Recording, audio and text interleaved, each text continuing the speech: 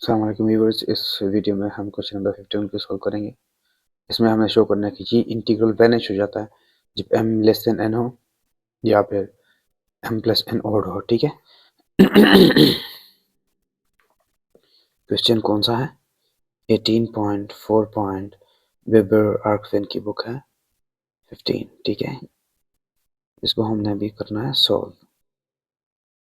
उन्होंने दिया हुआ है integral I sub mn which is equal to -1 to +1 integral of x raised to power m into t sub n of x into dx weight function 1 minus x square. ठीक है, हम सबसे पहले part A को consider करते हैं जिसमें हमने ये शो करना है कि अगर m लेस देन n है तो फिर ये इंटीग्रल वेनिश हो जाता है। ठीक है, मतलब इसका आंसर 0 आ जाता है। इसका कोई नंबर 1 का नाम दे देते हैं। हम सबसे पहले इसके लिए जब हम ये शो करना होता है हमने m is less than n के लिए ये इंटीग्रल वेनिश होना है। ठीक है, तो इसके लिए हम क्या करते हैं, सब्स्टिट्यूशन करते हैं। किसकी? हम लेट करते हैं, let x is equal to cos theta, तो dx आ जाएगा, पूरा का पूरा चेंज होना है, minus sine theta d theta. ठीक है, और लिमिट्स हमारे पास लोअर लिमिट जो है ना -1 से हो जाएगा पाई एंड अपर लिमिट 1 से जाएगा 0 पे। ठीक है, सो हमारा जो इक्वेशन 1 है वो इम्प्लाई करेगा ए तस खोएगा सवे चूक ना तो हम किसी वीडियो को खराब कर सके भाई। cos m theta into T sub N F X को फिलहाल ऐसे ही रखते हैं, तो dx क्या हमारे पास आ जाएगा minus sine theta d theta divided by ये क्या हो जाएगा यहाँ पे 1 माइनस एक्स को कॉल रखेंगे तो साइन स्क्वायर थीटा वो साइन थीटा बन जाएगा। ठीक है, ये कैंसिल आउट हो जाएंगे, ये माइनस बाहर आएगा। ठीक है, और फिर इसके लिए हम क्या करेंगे, इस माइनस के लिए हम ओवरकम करने के लिए ये है कि हम जब भी हमारा m बैलेंस होना, हमारे इंटीग्रल तो हमारा थ्योरम है हमारे पास कैलकुलस में कि अगर हमने लिमिट्स में इंटरचेंज करना हो तो माइनस साइन बाहर आ जाता है, और माइनस साइन ऑलरेडी है तो वो जब इंटरचेंज करेंगे तो ये माइनस साइन बाहर आएगा, वो इस माइनस साइन को प्लस कर देगा। ठीक है, into cos of m theta t sub n of x d theta मेरे पास है। सब जबकि मेरे पास t sub n of x किसके बराबर है, sine n theta, sine n theta. ठीक है, तो हमारा इंटीग्रल क्या बन जाएगा, हमारा इंटीग्रल बनेगा I sub m N integral 0 to pi integral. ठीक है, किस चीज का, cos m theta into T sub N F X को हम लिख देंगे, हमें पता है वो क्या है, सॉरी cos इन थीटा है वो। ठीक है, पहले साइन इन थीटा बोल रहा था, ये हो गया है। ठीक है, ये है असल में cos इन थीटा, को साइन इन थीटा भी लिख सकते हो। ठीक है, तो ये बना। अब हम क्या करेंगे कि इसको ना, इस m को ना हमने एंगल में लाना है, एंगल के साथ लाना है। क्यों ला रहे हैं, क्यों हम ये सब कुछ हम क्यों कर रहे हैं, क्योंकि हमारे पास ऑर्थोगोनैलिटी के लिए है 0 टू पाई कर लो या -1 टू +1 कर लो ना। अगर एंगल की ट्रिग्नोमेट्रिक फॉर्म में है तो 0 टू पाई भी होगा। तो अगर आपके पास ऐसा है cos q theta into cos n theta, ठीक है, रिस्पेक्ट टू थीटा, ये इंटीग्रल आपके पास पाई बाई 2 के बराबर होगा अगर ये इस थीटा की फ्रीक्वेंसी, इस एंगल की फ्रीक्वेंसी, कोसाइन की फ्रीक्वेंसी सेम है, मतलब n और q बराबर है और दोनों जीरो नहीं है, तो फिर ये आंसर पाई बाई 2 आता है। और ये बराबर आता है सिर्फ पाई के, अगर ये दोनों बराबर हैं, इस एंगल के मल्टीपल बराबर हैं और जीरो के बराबर हैं, मतलब ये दोनों जीरो है तो फिर पाई आएगा, और अगर दोनों डिफरेंट है तो फिर आंसर जीरो आता है। ठीक है, तो हमने तो ये शो करना है कि ये जो एंगल्स हैं इनके कोएफिशिएंट्स डिफरेंट हैं। ठीक है, इनके कोएफिशिएंट्स डिफरेंट है, ये हमने शो करना है। लेकिन कैसे, ये तो हमारे पास cos की पावर m है, यहाँ पे तो कोई पावर नहीं है, तो हमने सबसे पहले ना ये जो पावर है ना इसको एंगल में लाना है। अगर ये हमारे पास ऐसे फॉर्म में होता है cos theta plus iota sine theta और पावर में होता तो हम उसको डी मॉरिस थ्योरम यूज करके इधर ले आते हैं, लेकिन ऐसा नहीं है यहाँ पे ऐसा नहीं है। ठीक है, हम इसको इक्वेशन का नाम दे देते हैं इक्वेशन नंबर 2। ठीक है, ये इक्वेशन नंबर 2। अब हम क्या करते हैं, इस कॉस को कंसिडर कर, हम जानते हैं कि कॉस थीटा को आप लिख सकते हैं एक्सपोनेंशियल फॉर्म में e raise to power iota theta plus e raise to power minus iota theta divided by 2। ठीक है, अब मैं इसका पावर ले लेता हूँ m, cos m theta is equal to, और साथ ही मैं 1 डिवाइड बाई 2 की पावर m को बाहर लेके आया हूँ। ठीक है, ये बनेगा e raise to power iota theta plus e raise to power minus iota theta की होल पावर m। ठीक है, इसके ऊपर मैं लगाऊंगा बाइनोमियल एक्सपेंशन। बाइनोमियल एक्सपेंशन कैसे अप्लाई होता है, 2 रेज़ टू पावर m। ठीक है, समेशन में उसका जनरल लिख लेता हूँ, समेशन ओवर k कोई भी अनदर, जैसे कि NCR होता है, ये r जैसे कि 0 से स्टार्ट होगा m तक जाएगा। ठीक है, और यहाँ पे लेंगे m k, जैसे कि m NCR होता है ना, MCK है। ठीक है, ये और साथ में फर्स्ट जो टर्म होता है उसका हाईएस्ट पावर होता है हमारे पास। ठीक है, फर्स्ट टर्म का जो पावर है इन दोनों का डिफरेंस से आता है m माइनस के। ठीक है, और आयोटा थीटा तो है ही, और जो सेकंड टर्म है उसका पावर जो k होता है। ठीक है, और आयोटा माइनस आयोटा थीटा हमारे पास है ही, तो ये हमारे पास बनेगा 1 डिवाइड बाई 2 की power m into summation from over k from 0 to m of mck into, ये बनेगा हमारे पास cos of m minus 2k into theta. ठीक है जी, अब इसको आप पुट कर लो, ये किसका रिजल्ट आया, cos की पावर m थीटा का। इसको हम कोई टी का नाम देके 2 में पुट कर लेंगे। ठीक है, पुट इन इक्वेशन 2, तो हमारा इक्वेशन 2 क्या बनेगा, I sub M N is equal to, जो हमारे ऐसे terms derivative respect to theta है। ठीक है, तो थीटा के अलावा जो भी ऐसे टर्म्स है वो बाहर आएंगे, ये हमारे कांस्टेंट्स 1 डिवाइडेड बाई 2 की power m into summation over k from 0 to m on m C K, ये बाहर आ जाएंगे, और इंटीग्रल फ्रॉम 0 टू पाई होगा हमारे पास किस चीज़ का, cos of m minus 2k theta into cos n theta. ठीक है जी, अब यहाँ से आप ऑर्थोगोनैलिटी को, कि जो चेबीशेव पॉलिनोमियल्स की ऑर्थोगोनैलिटी है ट्रिग्नोमेट्रिक फॉर्म में, उसको यूज करके हम इसका रिसर्च कर सकते हैं कि इसका आंसर क्या आएगा। ठीक है, अब m की सबसे बड़ी वैल्यूज, इस कोएफिशिएंट की सबसे बड़ी वैल्यू क्या है, m है ना। यहाँ से भी आप देख सकते हो कि ये होता है ना NC 0 से स्टार्ट होता है जैसे ना, तो यहाँ पे MCK की वैल्यू सबसे पहले 0 है, तो m की सबसे बड़ी वैल्यू m है, उसके बाद m की वैल्यू ने कम होते जाना है, छोटी होती जाना है। और यहाँ से भी आप देख सकते हो m n के बराबर है या नहीं है, लेकिन m जो है ना डिक्रीज हो रहा है, -2 के हैं, k की वैल्यू जितनी बढ़ेगी m डिक्रीज होता जाएगा। अगर ये n, वो कहता है ना कि m is less than n, मतलब n m से बड़ा है, अगर n m से बड़ा है तो फिर ये तो कभी भी ये दोनों कोएफिशिएंट्स बराबर हो ही नहीं सकते। n m से बड़ा है तो m तो मजीद छोटा होता जा रहा है, हर वैल्यू के साथ छोटा होता जा रहा है, तो ये तो हमेशा इससे छोटा ही रहेगा।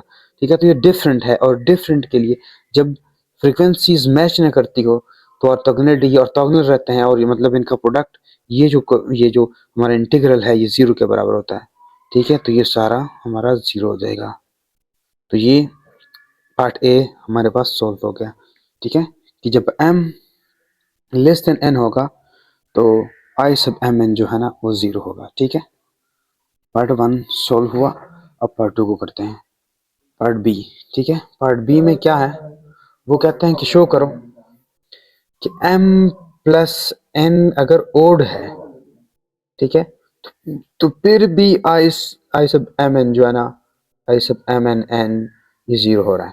ठीक है, अगेन हम क्या करते हैं, इस बार हम वेरी सिंपल है, इतना कॉम्प्लिकेटेड नहीं है, इसमें इस बार सब्स्टिट्यूशन नहीं करेंगे। जब m प्लस n ओड के लिए जब हमने शो करना हो तो हम सब्स्टिट्यूशन नहीं करेंगे, इसको ऐसे रखेंगे -1 टू +1 इंटीग्रल। ठीक है, अब हम यहाँ पे एक और चीज़ यूज़ करने वाले हैं, वो मैं बताता हूँ क्या। सबसे पहले इसको लिख लेते हैं, टी से n of x into weight function t, ये weight function 1 divide by square root of 1 minus x square, 1 divide by square root of 1 minus x square, ये वेट फंक्शन है, ठीक है। ये जब भी हम ऑर्थोगोनैलिटी या नॉर्मलाइजेशन, जब भी पॉलिनोमियल्स की हम जो रिलेशन है उसमें ये वेट फंक्शन हमारे पास आता ही आता है, ठीक है। ये तो तकरीबन हर जगह ही अपेयर होता है जितनी भी अभी तक हमने कैलकुलेशंस की। अब हम क्या करते हैं कि हम कहते हैं ना, देखो लिमिट्स को जरा चेक कर लो, -1 से +1 तक है, मतलब -1 से 0 और फिर 0 से +1 तक, तो ये सिमेट्रिक लिमिट्स हैं, ठीक है। जब हमारे पास लिमिट्स सिमेट्रिक होते हैं तो फिर हम देखते हैं कि हमारे जो फंक्शंस है क्या वो सिमेट्रिक है या नहीं है, या फिर हम ये चेक करते हैं कि क्या जो हमारा इंटीग्रेंट है, जो whole as a whole integrand, उसकी पेरिटी क्या है, ठीक है। अगर वो उसकी पेरिटी ऑड है तो फिर ये इंटीग्रल वैनिश नहीं होगा, इंटीग्रल जीरो नहीं होगा। अगर इस पूरे तीनों टर्म्स की कंबाइनली कलेक्टिवली पेरिटी ऑड है, मतलब ये अगर odd function as a whole, तो फिर ये इंटीग्रल अंडर सिमेट्रिक लिमिट्स ये इंटीग्रल जीरो हो जाएगा, ठीक है। अब वो देखते हैं कैसे, ठीक है। आप x की पावर m है ना, इसमें अगर मैं x को यहाँ पे सॉरी, ये x की पावर m है, इसको अगर मैं x को मैं माइनस एक्स का रिप्लेस कर दूँ तो क्या होगा, इसको आप ऐसे लिख सकते हो ना, -1 की पावर m, ये -1 इसका मल्टीप्लाई और इसकी पावर अलग से m मैंने लिख दिया, और x की पावर m अलग से लिख दिया। ये रिजल्ट इसमें यूज होने वाला है, ठीक है। इसको a का नाम दे दिया, ये है हमारा b, ठीक है। अब एक और चीज मैं कंसीडर कर रहा हूँ, ये तो इवन है, इसकी पेरिटी इवन है, यहाँ पे एक्स का स्क्वायर है, अगर इसकी -1 पुट करोगे तो एक्स स्क्वायर ही आएगा, यही रहेगा, यही फंक्शन रहेगा, चेंज नहीं होगा, तो ये तो इसकी पेरिटी पे कोई असर नहीं डालेगा। अब हम जब मेनली अब रह गया T sub N F x, अब इसकी पेरिटी ये क्या है, कॉस एन थीटा है। लेकिन इससे पहले हम एक चीज समझते हैं कि जब हम एक्स की साइन रिवर्स करेंगे तो एंगल पे क्या फर्क पड़ेगा। अब देख लो, हमारे पास यहाँ पे जो x का रिलेशन है थीटा के साथ वो कुछ यूं है, x is equal to cos theta. अगर आप इस x को नेगेटिव करते हो, मतलब आप इसको मैं यहाँ पे ऐसे ही है जैसे आप मल्टीप्लाई कर रहे हो, तो ये कब आता है साइन, ये माइनस साइन कब आता है कॉस से बाहर, और एंगल भी चेंज ना हो, फंक्शंस भी चेंज ना हो, लेकिन माइनस साइन अपेयर वो कब हो सकता है, वो सिर्फ तब भी जब आपका जो हमारे एक्स एक्सिस के जितने भी एंगल्स है उसके ऊपर फंक्शन चेंज नहीं होते हैं, तो पाई के ऊपर भी फंक्शन चेंज नहीं होगा, थीटा मतलब जो सेकंड क्वाड्रेंट है उसमें हमारा कॉज है वो नेगेटिव होता है, सिर्फ उसमें साइन पॉजिटिव होता है। तो कॉज उसमें से ये देखें, यहाँ से वापस अगर रिवर्स अब जाए तो कॉज पाई है ना, एलाइड एंगल है, इसके ऊपर एक्स एक्सिस का एंगल है, एलाइड एंगल और साथ में एक्स एक्सिस का एंगल है, तो इसके ऊपर फंक्शन चेंज नहीं होगा, कॉस कॉस ही रहेगा, कॉस ही रहेगा। लेकिन क्या माइनस आना है प्लस आना है, तो ये सेकंड क्वाड्रेंट है, सेकंड क्वाड्रेंट में कॉस नेगेटिव होता है, तो यहाँ पे माइनस आ जाएगा, ठीक है। तो मतलब ये है कि जब आप x को -x से रिप्लेस करते हो, x का साइन रिवर्स करते हो, तो जो cos है ना, cos के एंगल पाई माइनस थीटा हो जाता है। तो यहाँ पे भी ये जो हमारा फंक्शन है ना, चेबीशेव पॉलिनोमियल ऑफ टाइप 1 है, इसमें अगर x का साइन आप रिवर्स करते हो तो एग्जैक्टली ऐसे ही थीटा जो है ना पाई माइनस थीटा हो जाएगा, n into pi minus theta ये हो जाएगा, ठीक है। इसको आप थोड़ा सा मजीद n pi minus N theta ऐसे भी लिख सकते हो। इसको आप एक्सपेंड करो, cos का फार्मूला लगा दो, cos n pi cos n theta, minus है तो प्लस आता है, ठीक है। फिर sine n pi into sine n theta, ठीक है। अब ये देख लो साइन में जो हमारा एक्स एक्सिस के जितने भी एंगल्स है, ये एक्स एक्सिस का जनरल एंगल है, ठीक है, जिसमें इवन भी और भी सारे एंगल, तो इस पे तो साइन जीरो है, मतलब ये जीरो है, साथ में सारा जीरो हो जाएगा। लेकिन यहाँ पे देख लिया आप, कॉस एन पाई है, कॉस कॉस जो है ये अगर आपका एक्स एक्सिस है, ये आपका ओरिजिन है, तो यहाँ पे कॉस की वैल्यू +1 आती है, मतलब इवन, ये 2n मल्टीपल ऑफ पाई का, और यहाँ पे अगर आपके पास हो, यहाँ पे इसकी वैल्यूज माइनस आती है, ठीक है, इवन मल्टीपल ऑफ पाई पे, ठीक है जी। यानी आप इस तरह n पाई के ऊपर या 2n+1 कन्फर्म ओड पाई पे, कन्फर्म ओड पाई के मल्टीपल पे आपका जो कॉज है वो -1 आता है, ठीक है। तो मतलब कॉज n पाई के लिए n में क्या है, ओड और इवन दोनों मौजूद है, इवन पे प्लस आता जाएगा, ओड पे माइनस आता जाएगा, तो ये होगा कि कॉज n पाई आपके पास आएगा -1 यानी +-1, तो -1 की पावर n आ जाएगा, ठीक है। और साथ में ये cos n थीटा आपका पेयर होगा। ये cos n थीटा क्या है, वही हमारा t सब एन एफ एक्स नहीं है। तो जब हमने चेबीशेव पोलिनोमियल टाइप 1 जो है उसमें इसका साइन रिवर्स किया, पेरिटी चेक हम कर रहे हैं कि सिमेट्रिक है या नहीं, सिमेट्रिक नहीं है। तो क्या हुआ कि -1 की power n into T N of X हमारे पास अपेयर हुआ। तो इन दोनों की वैल्यूज हम वहां पे अगर सब्स्टिट्यूट कर लें इस हमारे इंटीग्रल में, तो क्या बनेगा, होगा कुछ यूं। पार्ट बी के लिए हमारा आई सब एम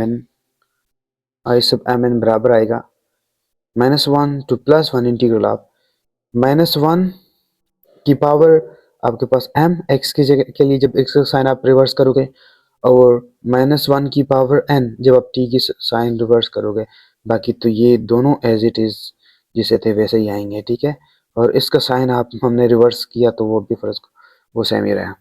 तो ये क्या होगा, अब मैं बताता हूँ। अब मेन हम पॉइंट पे पहुंच आए हैं जहां से हमने डिसाइड होना है कि ये -1 की पावर m प्लस n, ठीक है, t sub n of x into D X divided by square root of 1 minus x square. तो यहाँ पे आप देख ले, अगर ये आपके पास पावर ओड होगा तो साइन बाहर आएगा। तो कह रहे अगर पावर ओड है, ठीक है, वो कहता है कि m प्लस n आपका ओड है, ठीक है। तो मतलब ये साइन आपका बाहर आ गया, साइन माइनस बाहर आया, ठीक है, -1 बाहर आया। -1 तो +1 इंटीग्रल है x की power m to D X divide by square root of 1 minus x square. अब हुआ ये कि जब हमने इस इंटीग्रल में x का साइन रिवर्स किया, हमने पेरिटी चेक की, तो ये जो फंक्शन है इस पूरे फंक्शन की इस ओवरऑल इंटीग्रल की पेरिटी जो है वो ओड निकली, ये फंक्शन नॉन सिमेट्रिक निकला। तो देख लें कि जब पेरिटी हमारे पास ओड आती है तो ओड फंक्शन का जो अंडर सिमेट्रिक लिमिट्स इंटीग्रल जो होता है वो 0 होता है। तो ये हमारा पार्ट बी भी प्रूव हो गया कि ये भी 0 के बराबर है।